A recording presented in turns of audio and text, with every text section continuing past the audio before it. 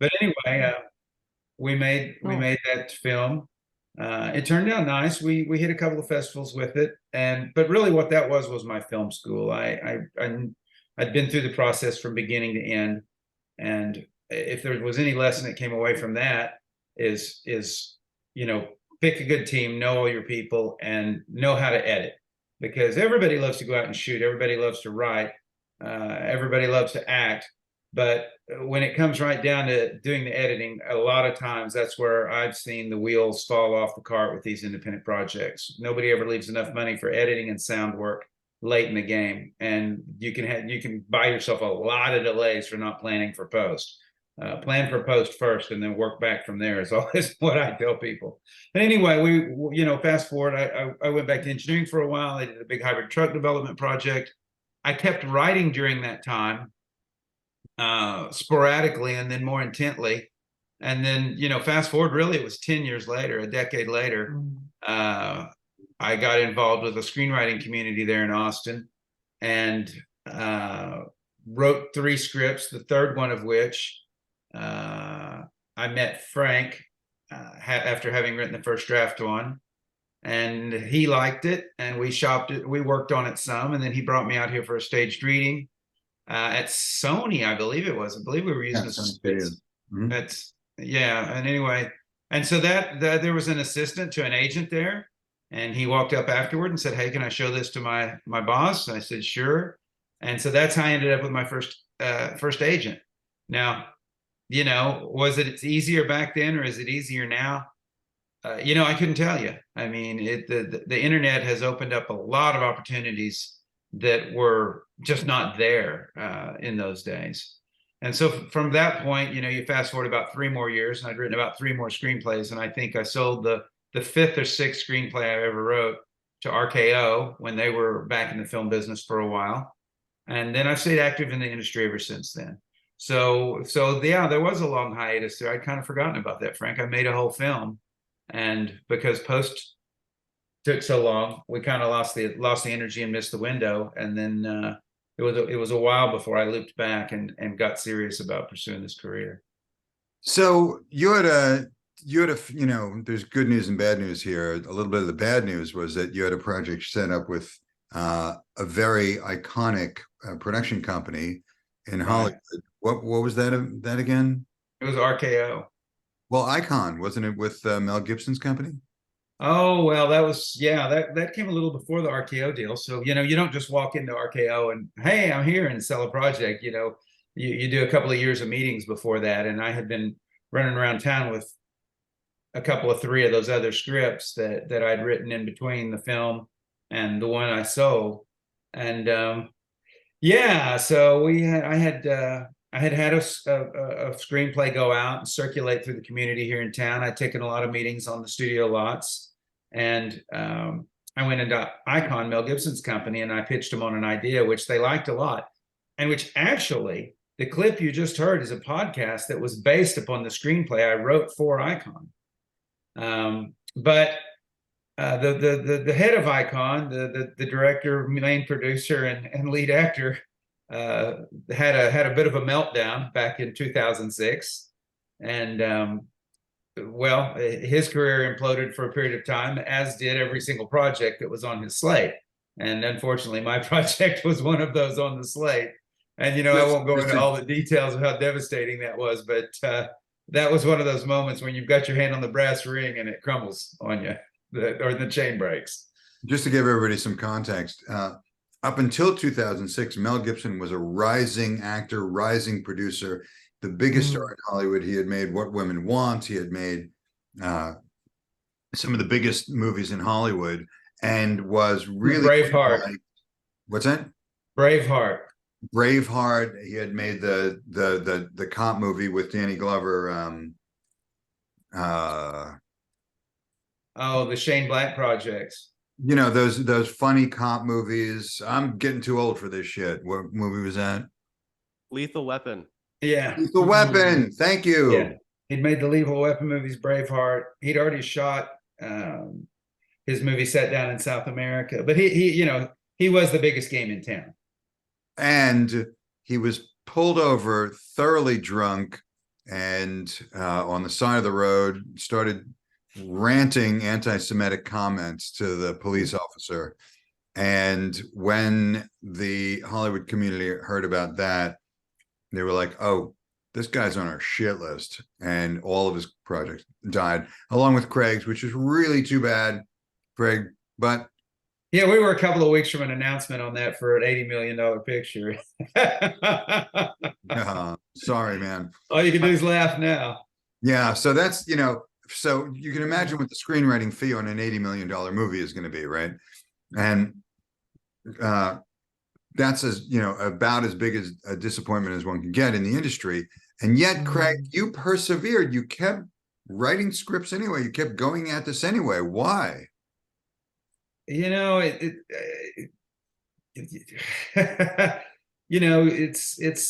I don't know. To me, to some extent, the chase in this business is something like a gambler's addiction. You get close once, and if you have a passion for entertainment, I mean, these days there's lots and lots of types of entertainment, but me, I was always a movie guy. I used to spend a lot of time in the theaters as a kid. I love that image on the big screen. I love that wonderful moving story arc that can happen in an hour and a half to 2 hours. And, I'd always wanted to be part of it. I didn't really, for a long time, I didn't realize I wanted to be part of it, but once I kind of came to realize that I could do it, that I could be part of it, that there was a path to there. I mean, I grew up in rural Oklahoma. Hollywood might as well have been on the moon for where I grew up. But once I got to Austin and I really had met Frank and been to LA a couple of times and been to some real meetings,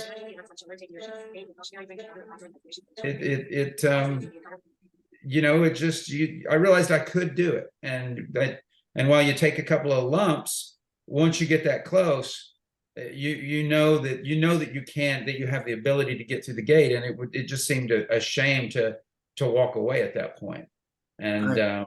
And so, I had enough success along the way, all the way up until this last movie got made, to keep me going, And I've had other skill sets. So over that period of time, I've done other things. I mean, after the whole Mel Gibson debacle, I went back and did a hybrid truck project, regathered myself, and then came back in more forcefully a few years later. So, that's not to say we should ever take breaks. I was writing continually over that period of time, but you do have to, keep the bills paid. Everybody does. And so I have an old philosophy, and that is that a person can do 3 things well. 3. And that by well, I mean to a professional or competitive level. And so you got to be really careful about how many things you're trying to chase at any given time. You're going to have your profession, whatever's putting food on the table. You're going to have either a sport or that you're competitive at, or a relationship, and then this passion you're pursuing. But if you're trying to do 4 or 5 things at the same time, you're not going to be getting anywhere. So if you find yourself just trading your wheels, count how many things you're trying to pursue to a professional or competitive level. And if it's more than 3, drop 2 of them. Because trust me, if you're really trying to do 3 things well, that's all you can pursue. That's all you can pursue. Well, so this was always one of my things. Let's look at something that you did do well. And I'm going to play you guys a clip from Craig's latest feature film. So this is what came about after years and years and years of working on screenplays and getting pretty close, but not quite there. Yeah. But getting hired some, optioning things. I mean, having a lot of stuff in development, having major directors attached to many of my projects, having major talent directed. But a lot of things have to come together all at the same time. And here's the time when everything did come together. So as you see, this movie has Abigail Breslin, who you may remember as Little Miss Sunshine. There's Luke Wilson. There's Ryan Philippe. There's Andy Garcia, Donald Sutherland. And here we go. Quick clip. Sebastian Quinn. Oh, wait, hang on. Let me make sure that I took my own advice in the sharing. Share sound, optimize video. Okay. Here we go. Hopefully all the tracks come through on this. Mr. Miranda, a girl was grabbed on 7th Street on Saturday night, right around the same time that you got out of work. Can you describe the man? Number 1 looks like him. Tell me everything. And don't leave anything out. I'm testifying. Are you sure about this? All rise. I don't want to see you become damaged goods. It's not just for me. The prosecution calls Patricia Ann Shumway. What about the next girl? Promise I'm gonna put this guy in jail for a long time. The jury has found you guilty as charged. Hello, Ernest. John Flynn. Can you get me out of here? I believe I can.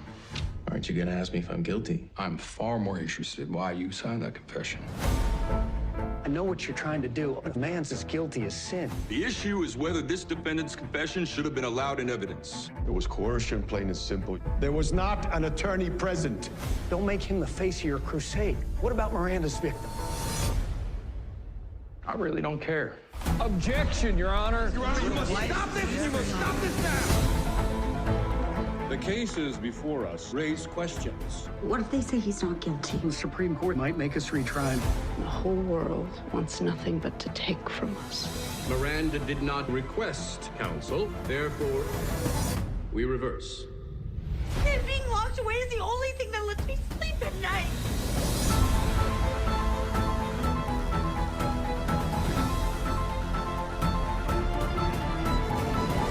It's just so hard to have to keep reliving this over and over. She's worked so hard. She's doing what's right. Mr. Miranda, our justice system has afforded you every privilege, every protection. Hey! This is a courtesy not extended to your victim.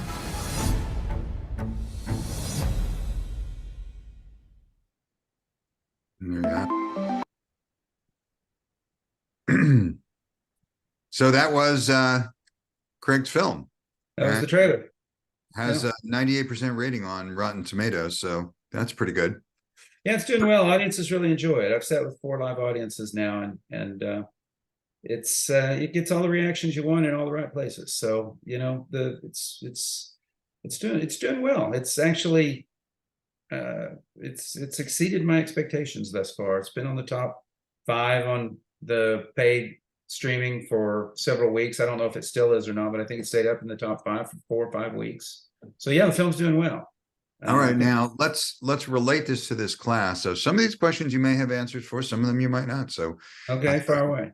Aspiring new media content creators often struggle to gain recognition and build their personal brands. In your opinion, how can leveraging platforms like TikTok, YouTube, Pinterest, and Instagram help them reach a wider audience and ultimately attract traditional media deals?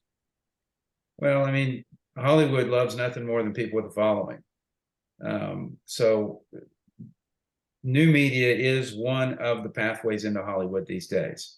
And it's a primary pathway. It's grown more and more all the time. And so, one, be excellent. You've got to make good stuff, and you've got to make some stuff that has some production to it. They're not, they want to see that you're working in the space they work in. And so, one, be excellent. 2, if you want to attract an audience, know who you're marketing to. I mean, know who your audience is, and try to hit that audience between the eyes as many times as you can. But in new media, what I've seen is that really persistence is the key. You've got to continually put material out, and you've got to be continually putting out material that people want to watch. It's a full-time job. Social media influencers work really, really hard to get into that place where they've got a big enough following that it starts to command some attention with the studios and the producers in town. So, there are no easy paths into Hollywood. Anybody that tells you otherwise is just not telling you the truth. As the line between new media and traditional media continues to blur, how important is it for aspiring content creators to adapt and embrace both worlds? What benefits can they gain from having a strong presence in both? We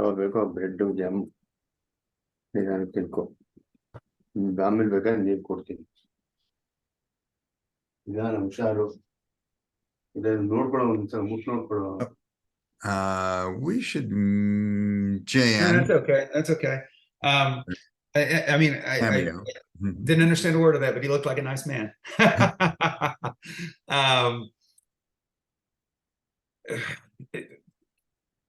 I think that last question more or less answered that. The line is blurring, and the followings are always respected, but it is about 1, making excellent things, you get two benefits. The first benefit is you can be building a reel, building stuff you've created that you can go into meetings and show people.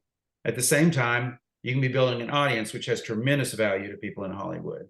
And the nice thing about social media over just sitting around writing screenplays like I've done is you can actually make some money along the way. I mean, you can be paid while you build your bridge into a bigger career.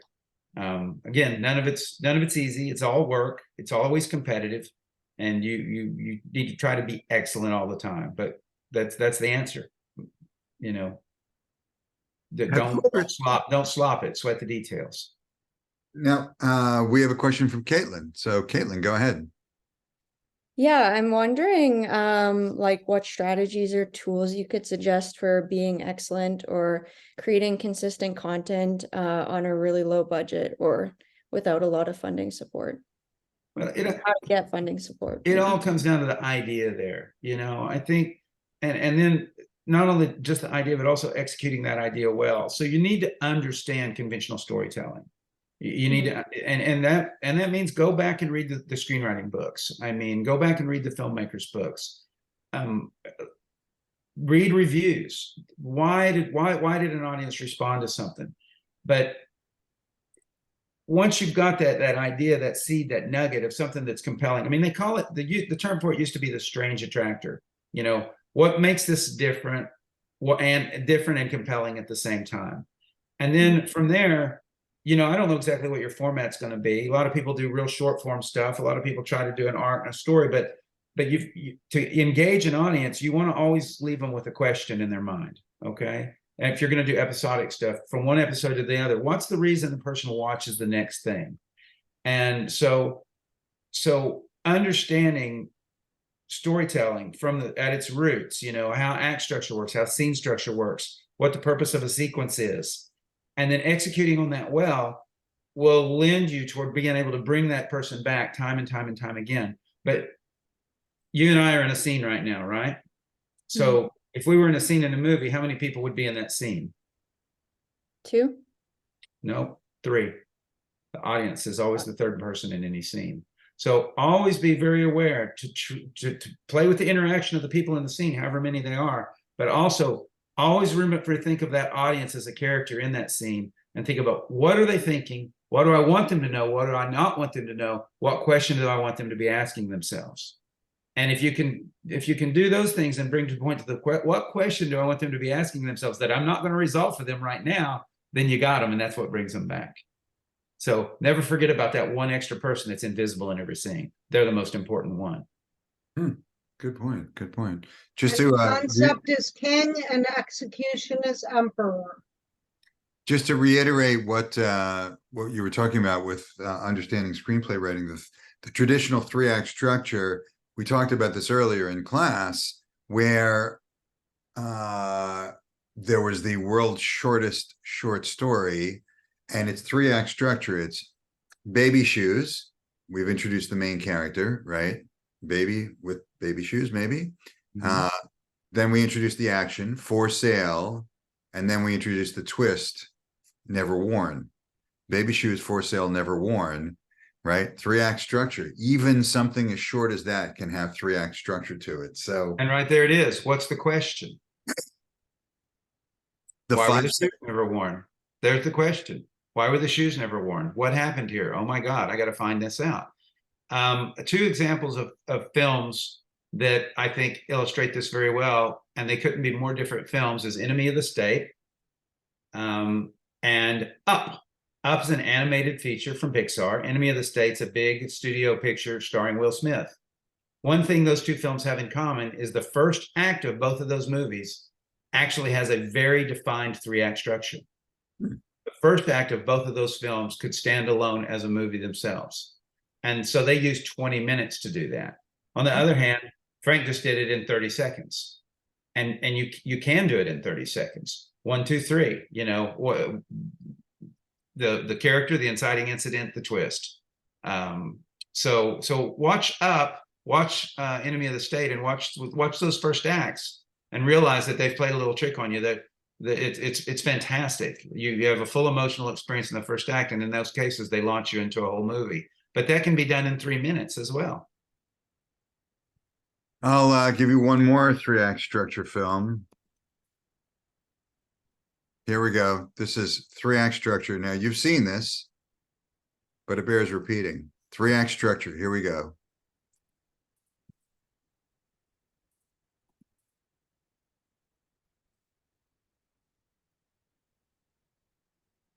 What's your last wish? To live. Yeah, sure. I lived. 3-act structure, right? So that's that. Okay, great. All right. More questions from you guys. I'm bored of my own questions, and I'm sure you are as well.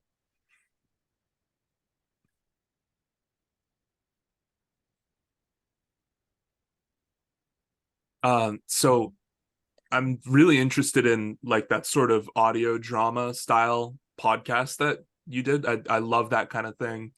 And there's not enough of them. Well, I think it's so valuable as well in the current day when so many people are on the go. You can pop headphones in and still experience a full story without Absolutely. having to, directly give all of your attention to it. You can consume idly. I was curious about since that's something that I've wanted to do.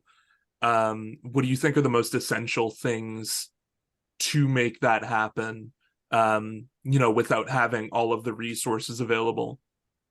That's a really excellent point of entry. It's something that can be done for very low cost. I mean, you can get together with some talented friends and you can make a respectable podcast with really almost no money and very, very basic recording equipment, even on your phones. And some have been done that have been quite good. They pick up followings. I mean, and we broke the rules on that, and it caused us some problems. I mean, the first thing you got to do is record everything at first and get it all edited together before you ever release an episode, because to build an audience in that area, you've got to release very, very regularly. You get a listener, they want to binge listen to stuff. So you don't want to keep them too long between episodes. Lay out the story and just think of it in terms, you can think of it in terms of a feature. Even an episodic has a beginning, a middle, and an end. And so I go back to classic story structure. I mean, some of these things are going to run many, many seasons in which you're looking at more of a TV format. Some you're going to do a limited, and which you're looking at more of like a feature format. But you got to think about what the beginning is, what the middle is, and what the end is. You've got to get to that. With those kind of things, the question really early on. In the first few minutes, you've got to get to this very weird, strange, awesome thing that happened or is happening or is going to happen. And you've got to let the viewer know what they're there to listen to early on. You got to get them to ask that big question in the first 3 to 5 minutes to keep them on the hook. And then the listener needs to know that you know where you're going. I am very quickly turned off if I can tell they're just making this crap up and slinging shit at the wall as they go along. I want to know in that first 20, 30 minutes that I'm listening to it, that this storyteller knows, okay, I'm going to let you take me on a trip. I want to know that you know where you're taking me. And so know what that end of that story is going to be. Know why that ending of that story is powerful, and have that baked into the opening episode. But ask that big question early on. So let's say you're going to do 10 episodes or 8 episodes for your first series, or if it's a limited, the same rules apply to a season or to a limited. First, episode or 2 is more or less the first act. You've got to get to that inciting incident with it. Certainly that big twist that launches the protagonist into this new world. You've got to get into that in the first 10 minutes. Okay. What's the big question? First few minutes. How does it suck the protagonist into the story within the first 10 minutes? And then you need to have a big act turn at the end of your second or third episode, or the midpoint of your third episode. And then you're going to tell the bulk of the middle of the story. The protagonist is trying to solve the problem, all the false leads, all the things they thought were going to work out that don't work out, the secondary characters that come in and are interesting, the love romance if that's going to be in there, all the complexities come in the second act. And then, come about episode 7, you need to have that next big turn where everything's not as expected. And that leads you to the truth of the story and the final resolution. But the most important things there are: 1, publish often. because you're not going to build an audience if you're not publishing often. And ask those big questions early to give them a reason to keep listening. And publish often is the lesson for all of us in all situations, that if you can keep the content coming, then people will keep coming too. Oh, people All just right. chew up stuff they like. They just chew through it. So you really gotta you've got to be on your game there, and you've got to have your production team together. And honestly, I think with the first team together, you need to do the whole, whatever you're going to release the first time needs to be finished before you ever put the first episode out. Because I've been too many times where you're partnered with people and you've got a weak link in the team and you don't know at first, and the train's already leaving down the hill, and then things get derailed, and then your audience, they're not going to stick around for that shit. They're just not going to. So Craig, we're almost out of time. Craig, pick a good team and make sure that they can deliver before you launch. All right, we're almost out of time. Thank you. So can we get You're welcome. one more question from the group here? I have a question. Dan.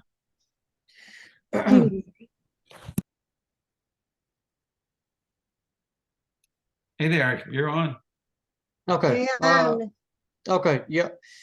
So I know for certainty that my content writing is a weak point. I'm not a good writer. I can talk what I want to communicate. I can express verbally, but written, I'm not super good. So what would you recommend would be a way to improve on that? What's your process when you sit down to write a script? Okay, now I have a very specific process, and so if it is, maybe this will help. First off, you've got to know, as I said in the last answer, know where you're going. Okay, so start off with a notebook in your hand and write down what you know. Okay. You know, and it doesn't have to be long form, just beats. You know, my protagonist is this guy. Here's what his situation is to start. Here's the thing that kicks him in the butt and launches him into this new world. And then here's where I'm going. You know, and jot down as many of those waypoints in the story as you can. They can just be bullet points. Maybe it's on a page, maybe it's on 3 pages, okay? And then some people like to do that with recording. They keep a phone with them and they just use their voice memo thing, and they'll record those waypoints and then they assemble them later, all right? The next step is then to outline it. And so what you're doing is you're building. It's just like building a structure. You build the pieces at a time. So you build the framework first, which is just the outline, the step structure, the bullet points of what you're going to do, okay? Then you build more. Then you go in and build the connective tissue. Well, I know this is going to happen about, 20% into the story. I know this is going to happen 50% in the story. And I know this is how I'm going to end. So if you got those 3, you've got your basic act structure in place. Your basic story structure is there. Well, then you got to write in the connective tissue. So start trying to find the events that lead from one of those waypoints to the other, okay? Build in the connective tissue in between. Now you've got what's called a story outline. That's your whole story. And then from there, you jump to script. And all script is putting the window dressing, putting the little fine details, writing the dialogue. But I very much build from a wireframe up. I don't start off writing a whole bunch of detail early on. I do the very rough cut, then I do a finer cut with the outline, and then I do the detailed cut with the script. And I think it's the only way to do it, because what it lets you do is it lets you solve those story problems in digestible steps, rather than getting into something as laborious as a finished script and finding out you've got a big story problem, and now you've got this burdensome document. You got a lot of stuff set in concrete. You don't have a lot of flexibility anymore. Yeah. So I try to solve as many story problems when I'm still flexible before jumping ahead and trying to get into the script writing. If you're trying to write a screenplay and that's your first step, you just jump in and you say, okay, I'm gonna write this screenplay long form, and I'm gonna have all the dialogue and all that. I'm gonna work it out as I go. That's your first mistake. You're just wasting time. You're building a laborious process for yourself, and it can be much easier if you come less granular and work up to the more granular. Gotcha. That was super helpful. Thanks. Yeah, and listen, there's no shame in partnering with people who are already good at that. If you're a production oriented person, if you're really more into the recording end of things and making sure everything sounds like the real world, making sure the story's told, and you like doing the editing side of it, well then, work with a talented writer. These things are all collaborative processes. And I think anybody that gets too attached to any one spot's in for a disappointment, because even as writers, your work's going to get changed as you go through. Things you think are going to work in production don't work in production. So you don't have to do it all from beginning to end. You can, strong partners in every area is the best weapon. All right. Well, this started as an Will help interview. you become stronger in that area. You may be a weak writer in the beginning, but if you partner with a strong co-writer, like I did 20 years ago, I partnered with Frank. I learned how to write from him. Now Yeah. I'm a great writer, but in the beginning I sucked. So don't worry about that at all. You want to become a writer, just keep going in that direction and start out with a co-writer who's just a little bit better than you. Yeah, and it takes time. I mean, nobody's a great writer at their very beginning. It takes you've really got it. It's a craft, and it's built over time. And don't expect to go from not ever having written a lot of stuff to doing something really excellent in one jump. It's not going to happen that way. Yeah. You get better. You got to make some mistakes to learn where the pitfalls are, to learn how the process works. So just give yourself permission to spend some time building that skill set. Yeah. Jay, thank you very much for your question and for jumping in here. This started as an interview and it ended as a screenwriting class. So I hope everybody appreciates the double whammy that you got here. Are there any, from anybody who hasn't spoken yet, are there any one last bonus question that you'd like to ask? Jillian had a question. I do have a question. Right. If you had to restart your film career in 2023, what would be the route that you take, knowing what you know now? Woo, boy. You brought the whopper in at the end. I'm a WJ writer, and I just spent a lot of time on the strike line, and I got that question quite a lot. I think I would do what you guys are doing. I think these days you can make shorter form stuff, and you can build an audience of your own, and you can get paid to do that. So I would do one of two things, and they're really the same thing. I would either start out writing novels, because you can create the story, Hollywood will come buy a novel, and you can sell a novel, you can self-publish a novel, and you can make some money along the way. Two, I would produce content for social media, and I would push it out in the thing and try to build an audience and try to learn the craft as I was doing it. I think I would build content that leads into a longer form. In other words, one thing leads to another, so that it could be assembled later into a feature. Like if you can do a series of shorts with the intention of taking all the material that you've put out there to be digested as a short and re-editing it then down into a feature that can be marketed that way. I think that's how I would do it now. I think that's how I would do it. That's not to say, listen, I don't know what your specific aspirations are. I don't know if you want to be a Hollywood screenwriter, if you want to be a Hollywood director. And maybe if you have a long-term view, you could share that with me. That might be helpful. What is it you're after? Where are you wanting to end up? I don't know yet. Well, that's okay then. That's all right. You don't always know right away. I thought I wanted to write my way into directing, and I found out I really don't have that much interest in directing. I have more interest in producing than I have in. Mostly, I just like being a writer. I do. If I could be left alone and just write all the time, and other people take it from there, I would. But what you're going to find out is that the more skill you have in the more different areas, the more control it gives you. And people are really good at messing up a creator's vision. So learn to edit. Absolutely learn to edit. Man, that's where the story's told, and that's where the things fall apart more often than not. So I would say absolutely learn to edit, and then work backwards from there. Learn to direct, partner with writers if you're not a writer. Find people that are good and make their stuff. There's a lot of good writers out there that would just love to work with somebody who wants to direct and produce, and that don't have any interest in that. They just want to be able to write. So you know, if you want to write, but if you're really more into the output side of things, then work on that and go find somebody who's talented and bring their vision to life. But you can get paid now to make finished content, and you can do it more inexpensively than it's ever been done. I mean, I've got a little 11-minute short that some friends and I went out and shot in an afternoon, and we shot it on an iPhone in 6 hours. Frank's seen it. It's fun. It's good. We just did it to fill some time in during the strike, really, and it cost us nothing. I mean, it cost us nothing. So don't be afraid to do that. But if you are going to go the social media route, just realize that you've got to. That's a wheel, man. You've got to put stuff out regularly if you're going to build an audience. But maybe you don't. Maybe you're not so worried about building an audience. Maybe you're worried about more building the craft and learning how assembly works. Then that's a fine place to do it. Because believe me, people are going to let you know if your stuff's working or not.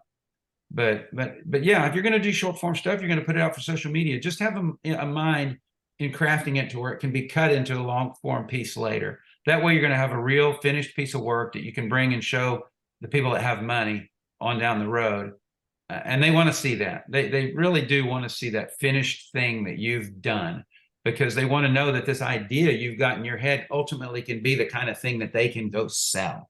That's all they care about. It's all they care about. What do you have that I can go sell right now? Be that a screenplay or a film or a short series. That's all the people in the industry care about, is what do you have right that I can go sell right now? Craig, I cannot thank you enough for this. Sure. It's kind of funny how the world turns, because here you are on screen next to Nikki Baber, who is the star of your episode, and now Nikki is the lead teacher on this course. Yeah. Well, Nikki's done very well for herself. She knows more about building an audience and social media than I'll ever know. Nikki, any last words for Craig? Well, it was great to see you, Craig. And you guys have no idea how valuable the information from Craig is. So take everything that he said and don't forget any of it. And ultimately, Nikki, I know you're going to say this is the most important thing too, because I've seen you and I know how hard you've worked. But guys, work hard. If I can leave you with any thought at all, it is that you're going to have days that you don't know what to do, or you need to do something else, or you don't feel like doing anything on your career. You feel defeated. You're going to have a lot of those kind of days, okay? But try to do something, even if it's one little thing, even if it's just making a phone call to somebody that you might could collaborate with, or who could move you to the next level. Try to do one thing every day to push your career forward. Just one thing. Because in the evening, when that day's winding down, if you made one phone call and talked to one person, you're going to feel better about that day than if you did nothing. So try to never, I mean, the weekends, maybe the weekends are different, but during the work days of the week, try to do something every day that moves your career forward, even if it's one little thing. Just keep that momentum going. But work hard. You can't control how talented you are. You can't control how much money you've got. You can't control who your parents are, or who lives next door to you, or who you might bump into at the supermarket that can help you with your career. You can't control any of those things. But what you can control is how hard you work. And if you can outwork everybody else, you're going to get there. You're going to get there. That's the only thing you have control over. So work hard and try to do at least one tiny thing to move your career forward every day. If I can leave you with nothing else, I'll leave you with that. Nikki knows it's true. I've seen how hard she works. Bravo. Bravo. A round of applause for Craig, please. Craig Style. See those hands. Come on, guys. All right. Okay, thank guys. you very much. Thank you. Right. Yeah. So, Craig, thank you again. You can jump out, and this has been a terrific interview. Thank you. Okay.